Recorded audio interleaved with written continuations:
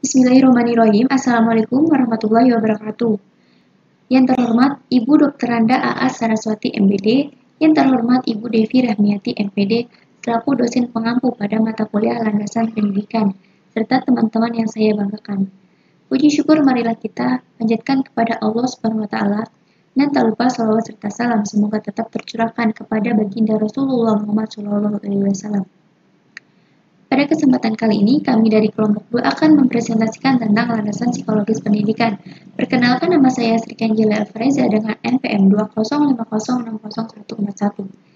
Di sini saya akan menjelaskan latar belakang psikologis pendidikan. Pendidikan merupakan hal yang sangat penting bagi kehidupan manusia. Dengan adanya pendidikan, manusia dapat memaksimalkan potensi yang ada pada dalam dirinya. Banyak pendidik yang memaksakan kehendaknya kepada peserta didik, sedangkan peserta didik sendiri tidak membutuhkannya. Maka dari itu, guru dituntut untuk memahami teori psikologis pendidikan agar potensi yang ada pada peserta didik dapat berkembang secara maksimal pada tahap usia perkembangannya. Menurut beberapa para ahli, pendidikan selalu melibatkan kejiwaan manusia, sehingga landasan psikologis merupakan salah satu landasan yang penting dalam bidang pendidikan. Sementara itu, keberhasilan pendidik dalam melaksanakan berbagai peranannya akan dipengaruhi oleh pemahamannya dalam pendidikan perkembangan peserta didik. Assalamualaikum warahmatullahi wabarakatuh. Perkenalkan, nama saya Raisman.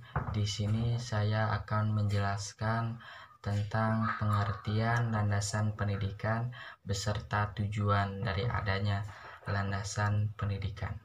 Sebelum kita mengetahui landasan psikologis pendidikan, kita harus mengetahui psikologi berasal dari kata apa dan apa artinya.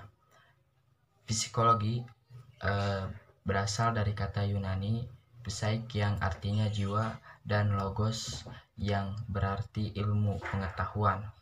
Jadi etimologi psikologi berarti ilmu yang mempelajari tentang jiwa, baik mengenai gejalanya, prosesnya maupun latar belakangnya. Langsung sebelum landasan psikologis pendidikan adalah suatu landasan dalam proses pendidikan yang membahas berbagai informasi tentang kehidupan manusia yang berkaitan dengan aspek pribadi manusia pada setiap tahapan usia perkembangan tertentu. Jadi arti dari landasan psikologis adalah sebuah informasi tentang kehidupan manusia pada umumnya, namun pada setiap tahapan usia perkembangan tertentu. Apa sih tujuan dari adanya landasan pendidikan? Landasan pendidikan adalah membangun sistem pendidikan yang berkualitas dan kuat. Dan untuk itu diperlukan landasan atau fondasi yang kuat.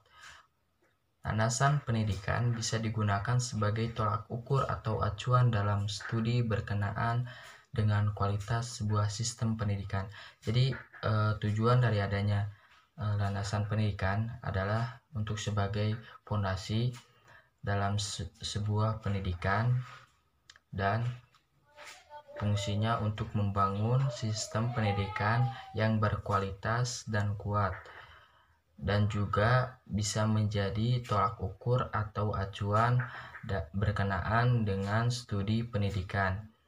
Bismillahirrahmanirrahim. Assalamualaikum warahmatullahi wabarakatuh. Izin memperkenalkan diri, nama saya Sri Rahayu Rizawanti dengan NPM 205060152. Di sini saya akan menjelaskan tentang perkembangan individu dan faktor-faktor yang mempengaruhinya. Nah, apa sih psikologi perkembangan itu? Nah, ilmu psikologi perkembangan adalah ilmu yang mempelajari mengenai tingkah laku atau lebih tepatnya terkait analisa ilmiah dari perubahan tingkah laku pada seseorang selama masa hidupnya. Gitu. Tujuan utama dari psikologi perkembangan adalah untuk mengumpulkan informasi penting terkait perkembangan manusia dari sebuah pengamatan. Hal ini mencakup mengenai kemajuan dan perilaku manusia mulai dari lahir hingga meninggal. Ada beberapa teori ilmu psikologi perkembangan. Yang pertama, teori psikodinamik. Teori ini menjelaskan mengenai hakikat serta perkembangan kepribadian seseorang. Unsur-unsur penting yang dijelaskan dalam teori ini adalah emosi, motivasi, serta faktor-faktor lainnya. Nah, di dalam teori ini juga dijelaskan jika perkembangan kepribadian akan disebabkan oleh konflik-konflik yang umumnya terjadi pada masa kanak-kanak. Lalu, yang kedua ada teori kognitif. Berbeda dengan teori psikoanalisis, pada teori ini lebih menekankan pada pikiran-pikiran sadar seseorang. Di dalam teori kognitif didasarkan pada asumsi jika kemampuan kognitif merupakan hal yang fundamental serta dapat membimbing perilaku anak di kemudian hari. Lalu yang ketiga ada teori konstekstual. Nah, istilah konteks yang dimaksud di sini adalah untuk menunjukkan suatu kondisi yang mengelilingi sebuah proses mental yang mana dapat memengaruhi signifikasi atau maknanya. Nah, dalam teori ini lebih memandang perkembangan sebagai sebuah proses yang terbentuk dari berbagai proses timbal balik antara anak dengan konteks perkembangan sistem fisik, budaya, histori, sosial yang mana terjadi di dalam proses tersebut. Dan yang keempat ada teori perilaku atau behavior dan belajar sosial. Nah, di dalam teori behavior atau perilaku ini lebih menekankan jika kognisi tidak penting ketika memahami perilaku. Nah, di dalam perkembangan manusia, perilaku yang diamati serta ditentukan oleh hadiah atau hukuman yang didapatkan dari lingkungannya. Jadi maksudnya seperti begini, apa yang kalian buat, nah itu yang akan kalian dapatkan. Apa yang kalian tanam, itu yang kalian petik. Seperti itulah teman-teman. Nah, lalu ada juga faktor-faktor yang mempengaruhi perkembangan dalam psikologi. Yang pertama, ada faktor perkembangan internal. Nah, faktor perkembangan internal ini adalah segala sesuatu yang ada di dalam diri seseorang yang keadaannya mempengaruhi dinamika perkembangan. Termasuk ke dalam faktor perkembangan internal disebut adalah faktor perkembangan jasmania, faktor perkembangan psikologis, dan faktor perkembangan kematangan fisik dan psikis. Nah, itu sangat berpengaruh ya terhadap perkembangan manusia. Lalu yang kedua ada faktor perkembangan eksternal. Nah, kalau tadi kan internal terdapat dalam diri seseorang itu sendiri, sedangkan eksternal itu berada pada lingkungan luar dari diri seseorang itu. Seperti misalnya faktor perkembangan sosial, faktor perkembangan budaya, faktor perkembangan lingkungan fisik, dan faktor perkembangan lingkungan non-fisik gitu. Nah, lalu yang ketiga ada faktor perkembangan pembawaan. Nah, faktor perkembangan pembawaan ini maksudnya adalah pembawaan manusia sejak ia lahir gitu. Nah, apa saja sih potensi yang ada di dalam diri manusia ketika mereka lahir? Yang pertama pasti kecerdasan, lalu bakat-bakat khusus, lalu jenis kelamin, jenis ras, sifat-sifat fisik, sifat-sifat kepribadian, dan dorongan-dorongan yang lain gitu kan. Nah, lalu yang keempat ada masa kandungan dan bayi. Nah, pada waktu dilahirkan, seseorang telah merupakan satu kesatuan psiko dan psikis. Nah, sebagai hasil pertumbuhan yang teratur dan kontinu sewaktu dalam kandungan ibu. Nah, selama perkembangannya seseorang itu tidak statis melainkan dinamis. Yang pengalaman belajar yang disajikan kepada mereka pun harus sesuai dengan sifat-sifat khasnya yang sesuai dengan perkembangannya itu, gitu kan. Nah, lalu yang kelima ada pengalaman di masa kecil seseorang. Nah, biasanya pada masa kecil seseorang ini mereka itu lebih, misalkan dari umur 2 sampai 6 tahun, mereka itu lebih sering menirukan kegiatan orang-orang di sekitarnya, seperti kegiatan orang tuanya atau kegiatan saudara-saudaranya. Nah, di mana perkembangan ini sangat mempengaruhi kepada perilaku mereka gitu, apa yang mereka contohkan gitu kan.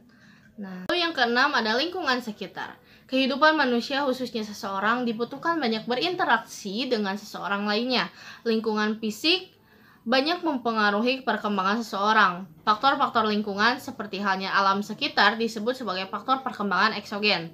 Pada seseorang usia ini, seseorang sudah siap memasuki dunianya, yakni dunia komunikasi. Komunikasi berbicara, mobilitas, keikutsertaan sosial yang cepat, kesemuanya mempercepat pertumbuhan intelek seseorang. Lalu yang ketujuh ada faktor orang tua, budaya, dan agama. Nah, orang tua sebagai guru alamiah akan mampu melihat dan mengerti serta menanggapi kemampuan seseorang. Melalui berbagai komunikasi serta interaksi dengan orang tua akan terbentuk sikap gitu. Sikap, kepribadian, kebiasaan gitu kan. Selain itu ada juga faktor perkembangan lingkungan yang secara tidak langsung mempengaruhi perkembangan seseorang, seperti halnya dengan budaya. Kebudayaan secara tidak langsung ikut mewarnai situasi, kondisi, ataupun corak interaksi di mana seseorang itu berada gitu kan. Nah, selain faktor perkembangan di atas gitu, selain orang tua dan budaya, faktor perkembangan agama juga sangat mempengaruhi terhadap perkembangan pribadi dan kebiasaan seseorang. Misalkan nih, salah satu contohnya, seseorang mulai tahu tentang kebersihan gitu kan, yakni dengan melakukan buang air di tempat yang biasa dilakukan oleh orang tuanya gitu. Lalu yang kedelapan ada kecakapan, harga diri, persepsi, dan keinginan. Nah, kecakapan dan keterampilan seseorang. Seseorang yang cakap dan terampil akan lebih mudah dalam mengembangkan potensi-potensi yang ada dalam dirinya. Contohnya begini. Seseorang yang pandai bergaul akan lebih mudah dalam bersosialisasi dengan lingkungannya, gitu kan. Lalu ada harga diri. Nah, seseorang yang dapat menghargai dirinya sendiri dengan baik tidak akan mengalami kesulitan dalam menghadapi berbagai hal yang dihadapinya, gitu. Lalu ada persepsi seseorang mengenai dirinya sendiri. Pandangan seseorang terhadap dirinya dapat mempengaruhi dalam perkembangan kognitif seseorang. Nah, seseorang yang memandang dirinya buruk akan lebih sulit dalam mengembangkan potensi yang ada dalam dirinya.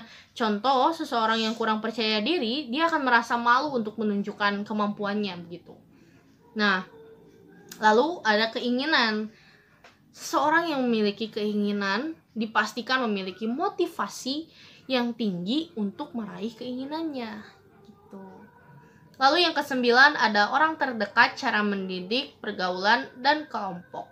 Nah, misalkan dengan adanya orang yang mempunyai hubungan erat gitu atau dekat dengan kita, atau bisa dibilang dapat memberikan kepercayaan kepada kita, nah, perkembangan kognitif seseorang ini akan meningkat gitu karena adanya dorongan dari orang-orang terdekat itu. Contohnya ya seperti sahabat, orang tua mungkin, atau saudara dan lain-lain gitu kan. Lalu ada cara mendidik dan membina seseorang.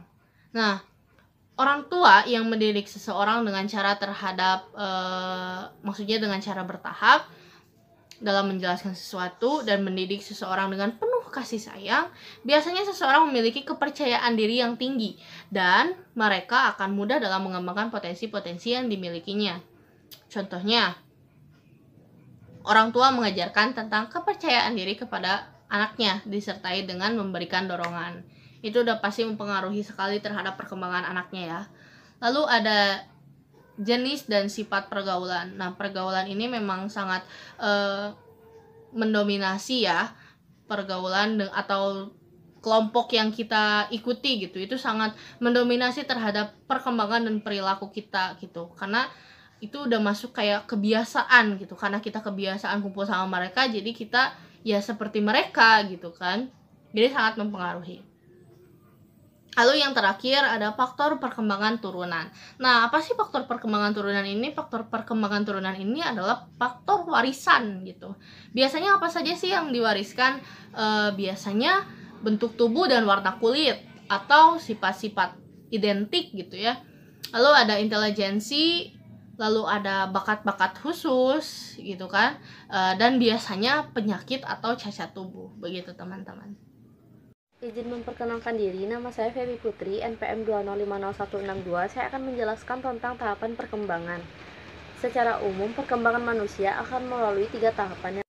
Yang pertama, tahapan perkembangan pada masa konsepsi.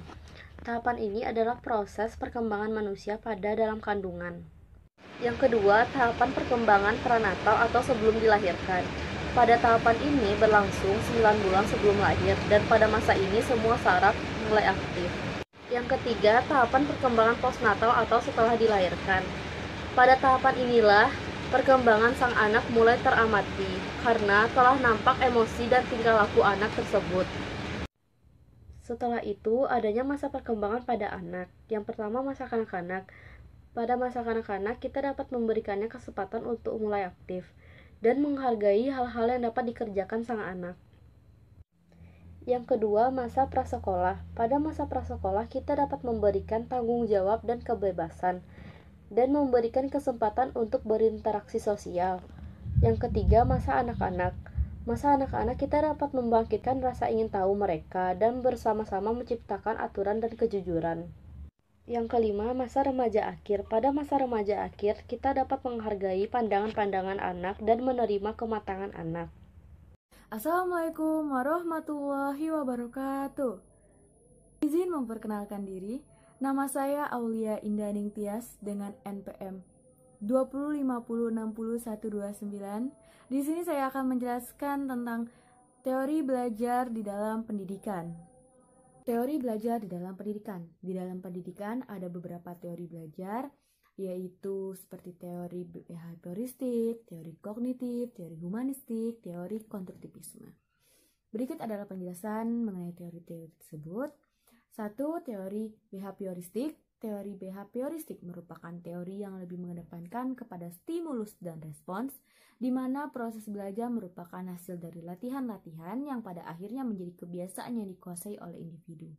Kedua, teori kognitif. Teori kognitif lebih mengedepankan kepada proses belajar daripada belajarnya.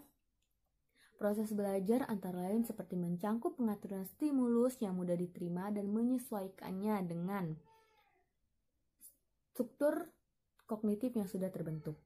Ketiga, teori humanistik. Teori humanistik lebih mengedepankan kepada bagaimana cara memanusiakan manusia serta peserta didik mampu mengembangkan pikirannya. Keempat, teori konstruktivisme. Teori konstruktivisme merupakan teori yang menyatakan bahwa pengetahuan akan tersusun dan terbangun di dalam pikiran siswa itu sendiri ketika ia berupaya untuk mengorganisasikan pengalaman barunya berdasarkan kerangka struktur kognitif yang sudah ada di dalam dirinya atau pikirannya. Kesimpulan dari diskusi kita kali ini tentang landasan psikologis pendidikan adalah landasan psikologis pendidikan merupakan suatu landasan dalam proses pendidikan yang membahas berbagai informasi tentang kehidupan manusia pada umumnya serta gejala-gejala yang berkaitan dengan aspek pribadi manusia pada setiap tahapan usia perkembangan tertentu untuk mengenali dan menyikapi manusia yang bertujuan untuk memudahkan proses pendidikan. Landasan psikologis pendidikan merupakan salah satu landasan yang penting dalam pelaksanaan pendidikan, karena keberhasilan pendidik dalam menjalankan tugasnya sangat dipengaruhi oleh pemahamannya tentang peserta didik. Oleh karena itu, pendidik harus mengetahui apa yang harus dilakukan kepada peserta didik dalam setiap tahap perkembangan yang berbeda mulai dari bayi hingga dewasa.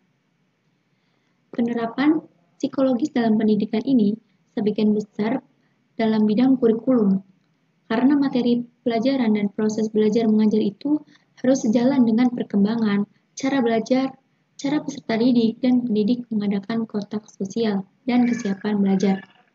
Karena begitu pentingnya landasan psikologis dalam pendidikan, maka seluruh calon pendidik dan para peserta didik diharapkan mampu mempelajari serta mengimplikasikan landasan psikologis dalam pendidikan agar proses berjalan dengan baik.